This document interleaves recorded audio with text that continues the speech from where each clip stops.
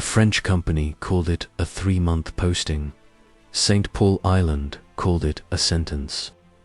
In 1930, 7 workers were left to guard a lobster factory on a storm-rimmed speck of rock in the southern Indian Ocean. No trees, no fresh water, and a radio none of them could operate. One woman was 8 months pregnant. The supply ship sailed away, and the horizon stayed empty. And the real danger wasn't the sea. It was being forgotten on purpose. From a distance, St. Paul appears almost designed to turn human plans into jokes. The sea around it is rarely calm. Swell moves in uninterrupted from thousands of kilometers of open ocean and breaks against the cliffs with the blunt insistence of a metronome. There is no freshwater stream to follow inland. No forest to cut for shelter, no orchard or garden to reassure you that life here is meant to be lived. The island has a crater lake, a flooded volcanic caldera roughly 800 meters wide, and patches of scrub and grass that cling where they can, but nothing you could build a diet or a future around. The place feels less like land than like a temporary misunderstanding between lava and water. In the late 1920s, a French company with a name that sounded like a promise, Langouste Francaise.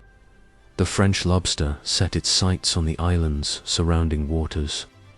The seas off St. Paul crawled with Yassus palensis, a spiny lobster endemic to the subantarctic Indian Ocean and one of the most commercially prized crustaceans in the French seafood export market. The company was run by 2 brothers, Ari and René Bossier, businessmen and ship owners operating in the far-flung subantarctic world of the Kerguelen Islands. They recruited fishermen from Brittany and the coasts of southwest England, men who knew nets and weather and the hard pragmatism of earning your meals from salt water. For one season, the scheme looked like genius. Reports circulated that the men were hauling in tens of thousands of lobsters a day. The factory's machinery clanged and steamed. Tin and salt and smoke turned living animals into marketable product. The brothers, far away, had numbers to admire. If there is a religion among certain kinds of entrepreneurs, it is the belief that remote places exist mainly as raw material. The next year they returned with more people and grander intentions. Workers came not only from France but from Madagascar, a French colony since 1896, where wages were low and alternatives were few. 100 men labored in a place that could not support a single family. The season went well until a fire swept through storage and destroyed much of the food supply, an event that should have been taken as a warning from the island itself. Fire on St. Paul is not like fire elsewhere. It doesn't burn your comforts, it burns your margins. On an island with no gardens and no markets, losing stores isn't an inconvenience. It's the beginning of a countdown. When the season ended in March 1930, the company loaded the workers and the year's product onto a ship and prepared to leave. But the factory remained. The machines were valuable. The buildings, crude as they were, represented investment. The lobsters would return with the next season. Someone, the administrator said, should stay behind through the winter to guard the works, maintain the equipment, and keep the island from reclaiming what humans had bolted to it.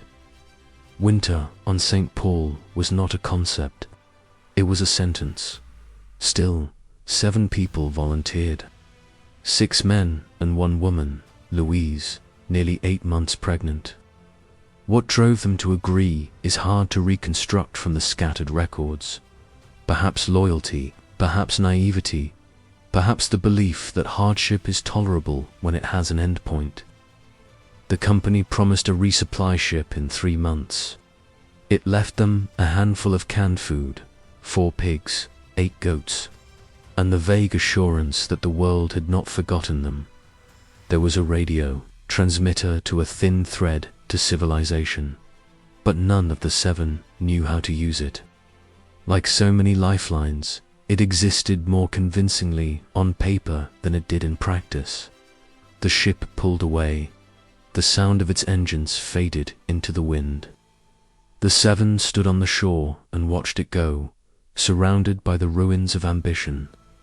A factory, a few shelters, the ocean. In the beginning, there was still the comfort of countdown. 3 months is short enough to be imagined as a bad season, an inconvenience. They tightened their routines, patched their shelters, rationed supplies. The pigs and goats wandered the spare ground. The men hunted and fished when the sea allowed it.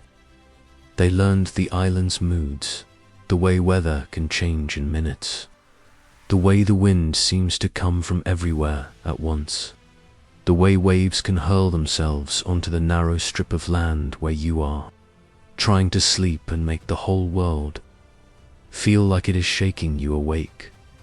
Louise went into labor on March 26th.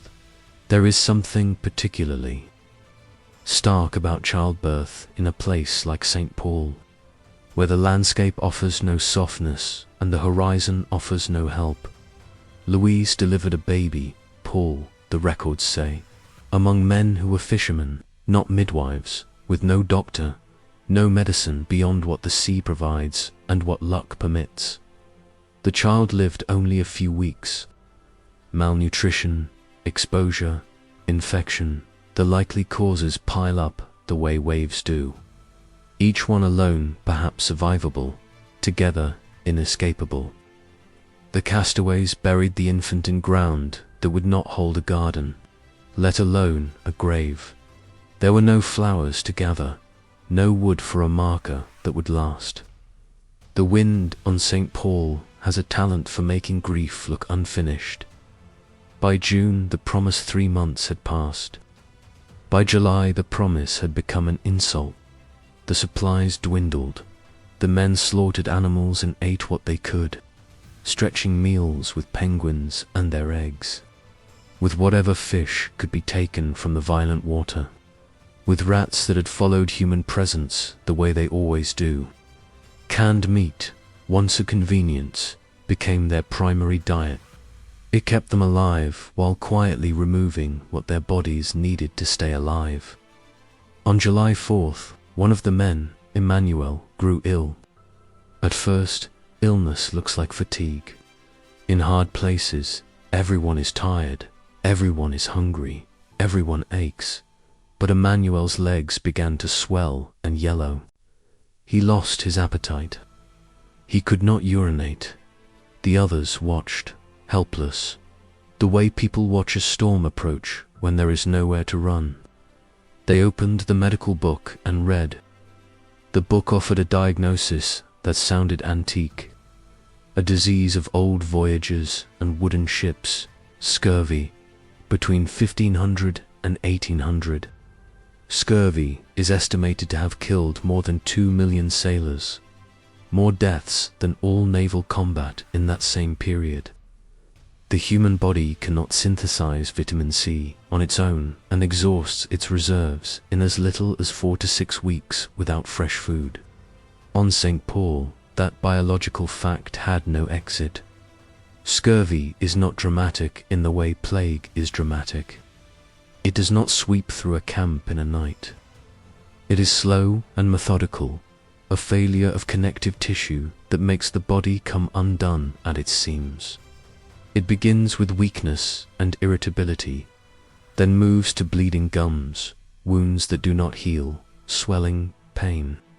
Sailors once called it the scurvy, as if it were a beast that stalked the hold. In truth, it is simpler and crueler, a deficiency, the absence of something small that the body cannot improvise.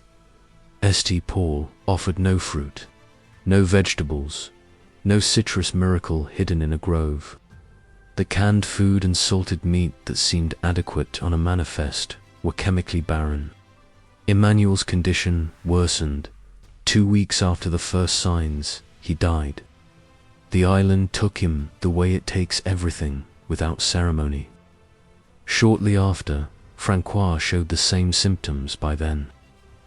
The survivors understood what was happening, which only made their helplessness sharper. Knowledge is not power when there is nothing to do with it. Francois died at the end of August, 6 months after they had been left.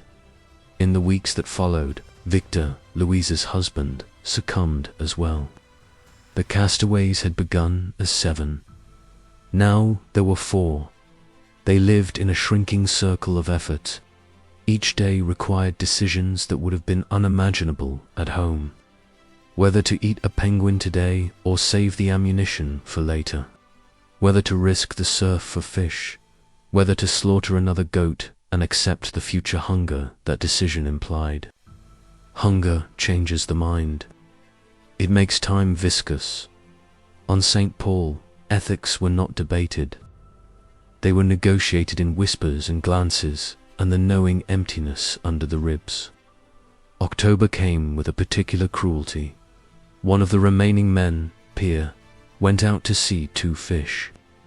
The weather was bad, but on St. Paul, bad weather is ordinary, and the need for food is constant. He did not return. There was no search party, only 3 other bodies barely functioning, and an ocean that does not give back what it takes.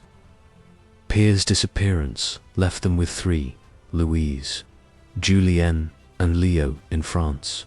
Far away, the world was being rearranged by the Great Depression.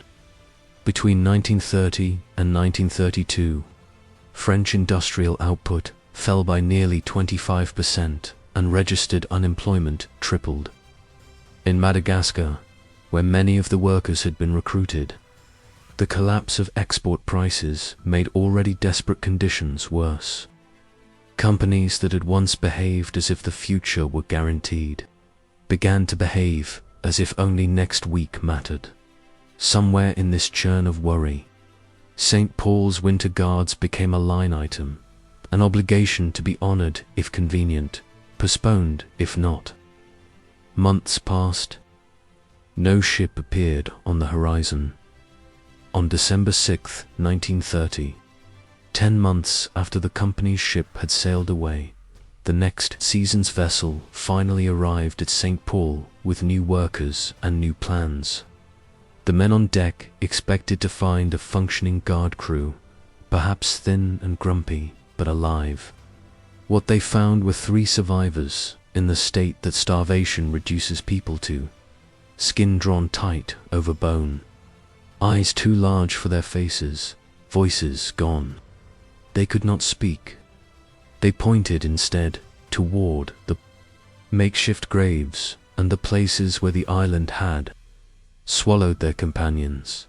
The rescuers described them as living skeletons, a phrase that feels melodramatic until you picture what months of deficiency does to a human being. The body consuming itself, the muscles thinning, the fat disappearing, the mind narrowing to the next mouthful. Rescue should have been an ending. It wasn't. Louis boarded the departing ship and left the island behind. But Louise and Leo stayed. Whether they stayed because the company pressured them, because they saw no alternative, because depression near France looked as bleak as St. Paul, or because trauma can make the familiar, even the horrible, feel safer than return. No record can fully explain. What is clear is that the logic of exploitation did not stop when the rescue ship arrived.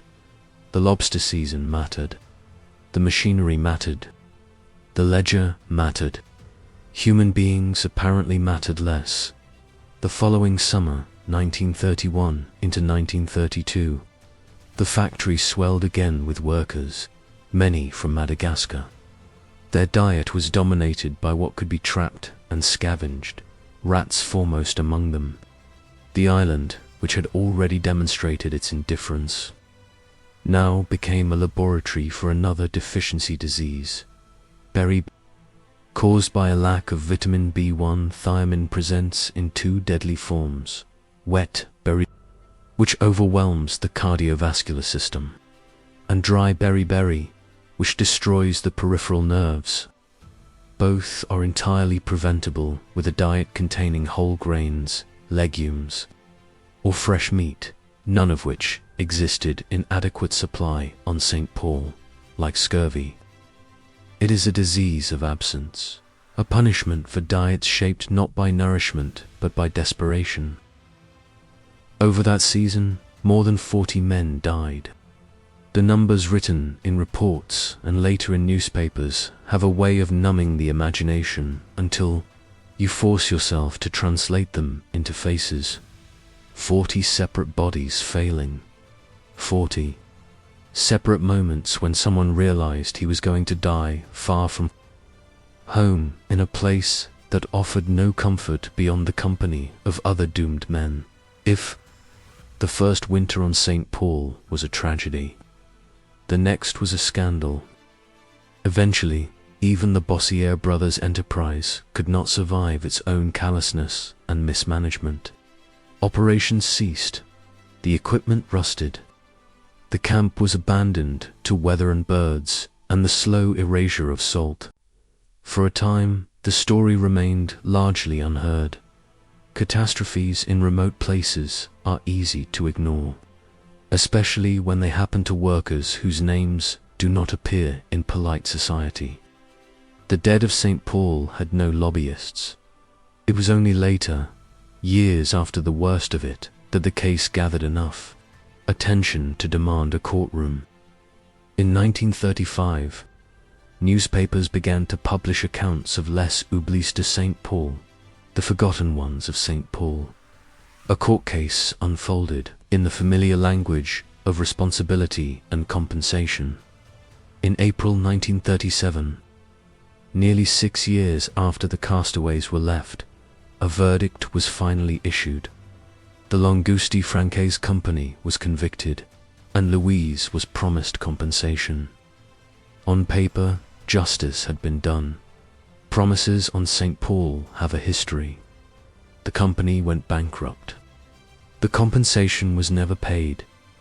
Louise and the other survivors received what the island had always offered: survival, and then abandonment in a different form. Today, St. Paul Island is uninhabited. It falls under the French Southern and Antarctic lands, a territory covering 439,781 square kilometers of subantarctic ocean, with a permanent human population of 0 outside of seasonal scientific stations. In 2019, the French Southern and Antarctic lands, including St. Paul, were inscribed as a UNESCO World Heritage Site. Recognized for their extraordinary biodiversity and ecological significance, the factory ruins still scar the northern shore. Stone outlines and collapsed walls that look from above like the bones of a small animal. A plaque stands in remembrance, both on the island and in France. A thin acknowledgement that those lives existed, but the plaque does not convey what the wind conveys, or what the sea conveys, or what it means to be reduced to a handful of people staring at an empty horizon day after day, keeping faith with a ship that is not coming. In the end, St. Paul isn't only a survival story, though it has the familiar ingredients: isolation, hunger, cold, and the cruel beauty of a place that doesn't care if you live or die. It's a story about betrayal that looks ordinary until you count the bodies. 7 workers trusted a timetable and a company seal. They believed the modern world keeps its promises that if rescue is due in 3 months, a ship will come in 3 months. On St. Paul, they learned the older truth. Distance makes it easy to forget your obligations, and the people who pay are rarely the ones who decide. The ocean is dangerous, but the deadliest force here wasn't the surf or the storms. It was indifference disguised as enterprise. An office decision that resupply could wait, that rations could stretch, that accountability could be postponed. The island didn't invent scurvy or teach them to misuse the radio. Those were human failures made far away in comfort, until their consequences became unavoidable, and still the details remain. Emmanuel's legs swelling yellow. Francois searching a medical book for a cure that wasn't there. Victor fading. Pierre vanishing into white water. Louise pointing at graves when words failed. They weren't symbols. They were workers, left raw by the rock and the wind. St. Paul is just one dot on the map, but the world is full of places like it, where suffering happens out of sight. Remembering it is the only small defiance.